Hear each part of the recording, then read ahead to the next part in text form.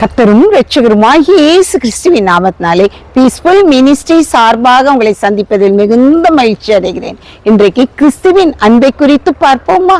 ரோமர் 8:28 அன்றியும் அவருடைய தீர்மானத்தின்படி அழைக்கப்பட்டவர்களாய் தேவனிடத்தில் அன்பு கூறுகிறவர்களுக்கு சகலமும் நன்மைக்கு ஏதுவாக நடக்கிறது என்று அப்போஸ்தலனாகிய பவுல் ரோமாவிற்கு எழுதிய கடிதத்தில் கூறுகிறார். அவருடைய தீர்மானத்தின்படி அழைக்கப்பட்டவர்களாய் அவரிடத்தில் அன்பு கூறுகிறவர்களுக்கு சகலமும் நன்மைக்கு ஏதுவாக நடைபெறுகிறது என்று சொல்கிறார். அவரிடத்தில் அன்பு கூற வேண்டும். இயேசு கிறிஸ்துவின் அன்பு என்றும் மாறாதது. இயேசு கிறிஸ்துவின் மாறா கிருபை என்றும் குறையாதது. இயேசு கிறிஸ்துவின் மாறா கிருபை என்றும் குறையாதது. பாவி என்று அவர் தள்ளவே மாட்டார். அவளாய் இயேசு உன்னை அழைக்கிறாரே. அவளாய் இயேசு உன்னை அழைக்கிறாரே. இயேசு கிறிஸ்துவின் அன்பு என்றும் மாறாதது. இயேசு கிறிஸ்துவின் அன்பு மாறாத அன்பாய் இருக்கிறபடியால் நாம் அவரிடத்தில் அன்பு கூறும் பொழுது நம்முடைய சகலவிதமான காரியமும் நன்மைக்கு ஏதுவாக நடக்கிறது. எப்படி நன்மைக்கு ஏதுவாக நடக்கும்? எது நிமித்தமாக நன்மைக்கு ஏதுவாக நடக்கும் என்று நாம் முந்தைய வசனத்தை பார்க்கும் பொழுது, ஆவியானவர் தேவனுடைய சித்தத்தின்படியே பரிசுத்தவான்களுக்காக வேண்டுதல் செய்கிறபடியால் இருதயங்களை ராய்ந்து பார்க்கிறவர் ஆவியின் சிந்தை இன்னதென்று அறிவார். ஆவியின் சிந்தை இன்னதென்று அவர் அறிந்து நமக்காக அவர் வேண்டுதல் செய்கிறவராக இருக்கிறார். ஆவியின் சிந்தை என்றால் என்ன? 10:26-27 நியாயசாஸ்திரி ஒருவன் ஆண்டவருடைய சமூகத்துல வந்து, போதகரே, நான் நித்திய ஜீவனை பெறுவதற்கு என்ன செய்ய வேண்டும் என்று கேட்கிறான். அப்ப அந்த நியாயசாஸ்திரியை பார்த்து ஆண்டவர் சொல்கிறார், நியாயப்பிரமாணத்தில் என்ன எழுதியிருக்கிறது என்று சொல்கிறார். அப்போதான் அவன் கற்பனைகளை கை கொள்ள வேண்டும், உன்னுடைய முழு ஆத்துமாவோடும் முழு இருதயத்தோடும் உன்னுடைய முழு பலத்தோடும் தேவனிடத்தில் அன்பு கூற வேண்டும்னு எழுதியிருக்குதுன்னு சொல்றான். அப்போ அவையெல்லாம் அவன் கை கொள்றேன் அப்படிங்க. அப்போ இடத்தில் ஒரு குறை உண்டு, நீ அதை ஐஸ்வர்யத்தை எல்லாம் நீ விற்று மற்றவர்களுக்கு கொடுத்து விட்டு வா அப்படின்னு சொல்லும்போது அவன் குறைவுள்ளவனாக, அதை அவன் ஏற்றுக்கொள்ள முடியாதவனாக அவன் என்ன செய்யறான்? போயிருந்தான். அப்ப நித்திய ஜீவன் பெறணும்னா நம்முடைய சரீரம், ஆத்துமா, ஆவி, இந்த மூன்றிலையும் நாம் ஆத்துமா தாகமுடையவர்களாக ஆண்டவருடைய சமூகத்துல நம்ம அன்பு கூறுகிறவர்களாக காணப்பட்டா மாத்திரம்தான் நம்ம நித்திய ஜீவனை பெற முடியும்.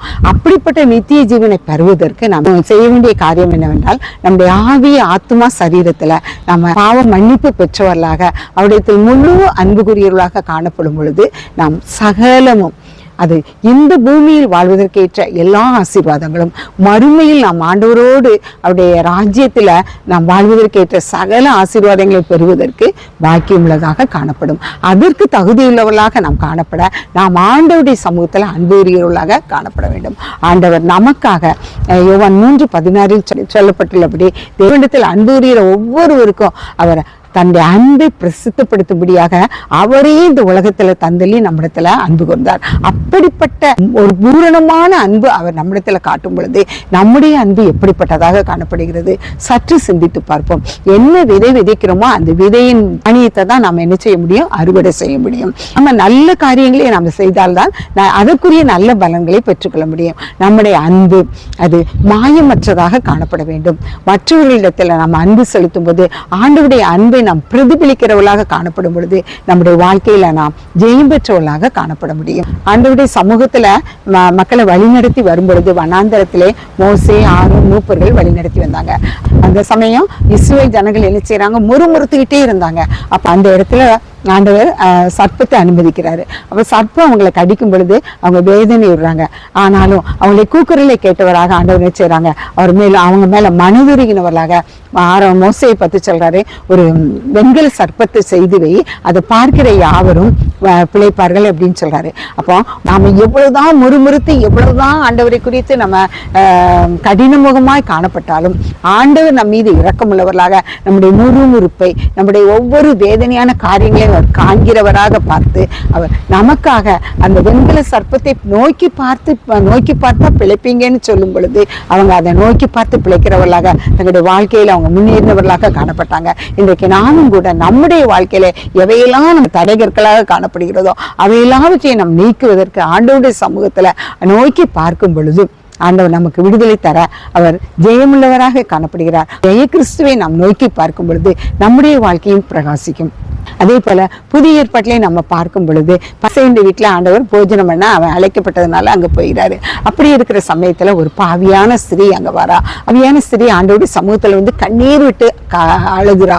அழுததோடு மாத்திரமல்ல அவருடைய கண்ணீர்னால் அவருடைய பாதத்தை என்ன செய்கிறா, நினைக்கிறா. அந்த அலைமீறினால் துடைக்கிறா. மாத்திரமல்ல அந்த பரிமள தைலத்தை ஊத்தி அவ துடைக்கிறா.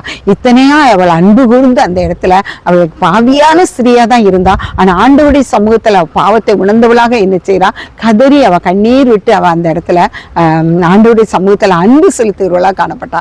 இதை பார்த்த பரிசேயன் கூட கேட்டான் ஆண்டவர்கிட்ட, இவர் ஒரு தீர்க்கதரிசியா, ஆண்டவரை பார்த்து சொன்னா இவர் ஒரு தீர்க்கதரிசியா இருந்தா தன்னை தொடுகிற ஸ்திரீ எப்படிப்பட்டவன் இவருக்கு தெரியாதா அப்படின்னு சொல்லி அவர்களோடு அவன் கலந்து சம்பாசிக்கிறவனாக காணப்பட்ட பொழுது ஆண்டவர் அவர்களுக்கு ஒரு ஊமையின் மூலமாக வெளிப்படுத்தி காண்பித்தார். ஒரு எஜமான்கிட்ட 2 நபர் கடன் பெற்றிருந்தாங்க. ஒருத்தன் 500 வெள்ளிக்காசு கடன் பெற்றிருந்தான், இன்னொருத்தன் 50 வெள்ளிக்காசு கடன் பெற்றிருந்தான். இவங்க 2 பேரிலையுமே அந்த கடனை அவங்களுக்கு செலுத்த திராணி இல்லாத போது இருவருடைய கடனையே அவர் மன்னித்து விட்டார். அப்ப இந்த இருவருடைய கடனையை அவர் மன்னித்து விடும்போது எந்த நபர் அவரிடத்துல அதிகமாக அன்பு கூறுவார் அப்படின்னு பரிசேயனை பார்த்து கேட்கும்போது பரிசேயன் சொல்வான், அதிகமா யாருக்கு மன்னித்தாரோ அவங்க தான் அந்த எஜமான் மேல அன்பு கூறுவாரு சொல்லுவாங்க. அப்ப அப்படி சொல்லும் பொழுது ஆண்டவரும் சொல்றாரு, இவள் இந்த அதிகமாய் அன்பு இருந்தா அப்படின்னா அவங்களுக்கு விளக்கி சொல்வாரு. இப்படியாக நம்முடைய வாழ்க்கையிலும் கூட நம்ம ஆண்டவருடைய வேத வசனங்களை கற்கிறவர்களாக அதை புரிந்து கொள்வர்களாக நடக்கும் பொழுது நம்மிடத்தில் அன்பு உரியவர்களிடத்துல நம்முடைய பிற சகோதரர்களிடத்திலே நாம் அன்பு உரியவர்களாக காணப்பட வேண்டும். அன்பு நிமித்தமாக நம்முடைய ஆண்டவருடைய செய்கைகளை நாம் பிரசித்தம் பண்ணுகிறவர்களாக காணப்படும் பொழுது நம்முடைய வாழ்க்கையே ஒரு சாட்சியாக மற்றவர்களை ஆண்டவருடைய சமூகத்துல வழிநடத்துகிறதாக காணப்படும். அப்ப அன்பு இல்லை என்றால் ஒன்றும் செய்ய முடியாது. 1 கொரிந்தியர் 13ஆம் அதிகாரம் அன்பிற்காகவே எழுதப்பட்டதாக காணப்படுகிறது. ஆண்டவர் நம்முடைய பாவங்களுக்காக அவர் பிதாவிடத்தில் வேண்டுதல் செய்கிறவராக இருக்கிறபடியால் நம்முடைய சகல காரியமும் பொறுமையோடு நாம் காத்திருக்கும் பொழுது நமக்கு நன்மைக்கு ஏதுவாக நடக்கத்தக்கதாக ஆண்டவர் கிருபை செய்கிறபடியால் அவருடைய சமூகத்துல நாம் சற்றே கிட்டி சேருவோம். ஆண்டவரே, நான் இப்படியாக என்னுடைய பாவங்கள் காணப்படுகிறது, இப்படியாக நான் செயல்படுத்திட்டு வேண்டியிருக்கிறேன், என்னை மாற்றும் அப்படின்னு சொல்லி நம்ம முற்றிலுமாக அவருடைய சமூகத்துல அர்ப்பணிக்கும் பொழுது அவர் நம்மிடத்திலே முற்றிலுமாக அவர் அன்பு கொண்டவராக முற்றிலும் நம்முடைய காரியத்தை அவரே எடுத்து செயல்படுகிறவராக அவர் காணப்படுகிறபடியால் நாம் ஒவ்வொன்றிற்கும் கவலைப்படாமல் ஆண்டவருடைய சமூகத்துல காத்து நின்றால் மட்டும் போதும். ஆண்டவர் அவருடைய கரத்துல நிற்கிற பிள்ளைகளுக்கு, அவருடைய சமூகத்துல காத்து நிற்கிற பிள்ளைகளுக்கு, அவரிடத்தில் அன்பு கூறுகிற பிள்ளைகளுக்கு அவருடைய ஒவ்வொரு காரியத்தையும் நன்மைக்கு ஏதுவாக செய்து தருவார். 1 கொரிந்தியர் 13ஆம் அதிகாரம் கடைசி வசனத்துல விசுவாசம், நம்பிக்கை, அன்பு, இந்த 3 காரியத்திலையும் அன்புதான் மிகவும் பெரியதுன்னு சொல்லியிருக்கிறாங்க. அப்போ அந்த வேத வசனத்தின்படி அன்பே பிரதானம். அந்த அன்பு நம்மிடத்துல காணப்படுகிறதா, விசுவாசம் நம்மிடத்தில் காணப்படுகிறதா, நம்பிக்கை நம்மிடத்தில் காணப்படுகிறதா என்று நாம் பார்க்கும் பொழுது இவையெல்லாம் நம்மிடத்தில் காணப்பட்டாலும் ஆண்டவரத்தில் காணப்படுகிற அன்பு, பிறரிடத்தில் நாம் காட்டுகின்ற அன்பு, அதுவே மிகவும் பெரியது என்று ஆண்டவர் சொல்கிறார். அப்போஸ்தலனாகிய பவுல் சொல்றான், மரணமோ பசியோ துன்பமோ பட்டயமோ எது என்னை தாக்கினாலும் ஆண்டவருடைய கிறிஸ்துவினுடைய அன்பை விட்டு பிரிப்பவன் யார் என்று கேட்கிறான். அப்படியாக பவுல் அப்போஸ்தலன் எவ்வளவாக வைராக்கியமாக அவன் சொல்கிறானோ அதே போல நம்மளும் ஆண்டவருடைய அன்பை விட்டு என்னை பிரிப்பவன் யார் என்று வைராக்கியமாக சொல்ல முடியுமா? சற்றே சிந்தித்து பார்த்து ஆண்டவருடைய சமூகத்தில் நம்ம வைராக்கியமாய் அன்புக்குரியவர்களாக காணப்படுவோம். அப்படிப்பட்ட அன்பை நாம் ஒவ்வொருவருக்கும் ஆண்டவர் தர கிருபையுள்ளவராக காத்து நிற்கிறார். ஆண்டவர் தாமே இந்த வார்த்தைகளை ஆசீர்வதிப்பாராக. எங்களை அளவில்லாமல் நேசிக்கிற அருமையான தகப்பனே, நன்றியோடு துதிக்கிறோம்ப்பா. உம்முடைய அன்பை விட்டு எங்களை யாரும் பிரித்து விடாதவனா நீர் எங்கள் ஒவ்வொருவருக்கும் அனுகிரகம் பண்ண வேண்டும் என்று கெஞ்சுகிறோம்ப்பா. நாங்கள் எதை விதைக்கிறோமோ அதையே அறுப்போம் சுவாமி. அப்படியாக எங்கள் அன்பை நாங்கள் விதைக்கிறவர்களாக, நாங்கள் அன்பை பெற்றுக்கொண்டவர்களாக எங்கள் வாழ்நாள் முழுவதும் சுகித்திருக்க எங்களுக்கு நீ கிருபை செய்யும்ப்பா. உம்முடைய அன்பை எங்களை சூழ வேலையடைத்து பாதுகாத்துக் கொள்ளட்டும். எங்கள் ஒவ்வொருவரையும் உடைய கரத்தில் வைக்கிறோம்ப்பா. நீர் எங்களிடத்தில் அப்பா நாங்கள் உண்மையில் அன்பு கூறும் பொழுது நீ சகலமும் நன்மைக்கு ஏதுவாக முன்பாக எங்களுக்கு செய்கிற கிருபைக்காக நன்றியோடு துதிக்கிறோம்ப்பா. கஷ்டமோ நஷ்டமோ பாடுகளோ எது வந்தாலும் ராஜா, நாங்கள் நேசிக்கிற நேசத்தை விட்டு வழி விலகி போகாதவனும் எங்கள் ஒவ்வொருவரையும் நீ பாதுகாத்து உம்முடைய அன்பில் எங்களை மகிழ்ந்து கழிவுற செய்யும்பா. அப்படிப்பட்ட கிருபை எங்கள் ஒவ்வொருவருக்கும் நீ தந்து சகலவற்றையும் நன்மையாய் மாற்றி தரப்ப கிருபைக்காக நன்றியோடு துதிக்கிறோம், சுஸ்தரிக்கிறோம். எங்களை பொறுப்படுத்தி வழி நடத்தும் இயேசு மூலம் ஜெபங்களும் நல்ல பிதாவே. ஆமேன், ஆமேன்.